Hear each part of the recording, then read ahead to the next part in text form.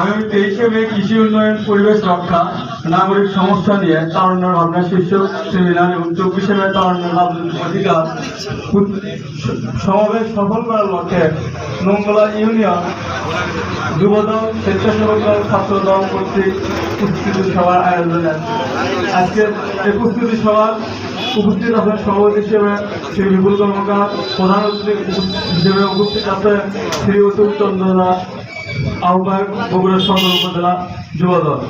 এছাড়া উপস্থিত আছে প্রধান বক্তা হিসেবে উপস্থিত আছে জনাব সিফাত, সভাপতি বগুড়া সদর উপজেলা স্বেচ্ছাসেবক দল। এছাড়া উপস্থিত আছেন শিবন কাকা, সাধারণ সম্পাদক বগুড়া সদর উপজেলা স্বেচ্ছাসেবক দল। এছাড়া উপস্থিত আছেন জনাব শাহ আলম, যুগ্ম সাধারণ সম্পাদক সদর উপজেলা যুবদল। এছাড়া উপস্থিত আছেন ছাত্রদল নেতা জনাব সামিল ইসলাম নিসাম সাহেব। আমার সামনে মঙ্গলা ইউনিয়ন বিভিন্ন পর্যায়ের নেতৃবৃন্দ সকলকে জানাই মঙ্গলা ইউনিয়ন ছাত্রদলের পক্ষ থেকে শুভেচ্ছা ও অভিনন্দন।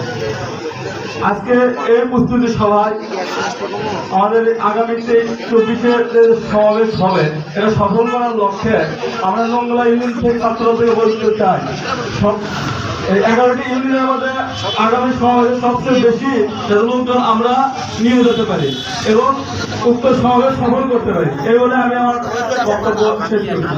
সবাইকে ধন্যবাদ। আসসালামু আলাইকুম।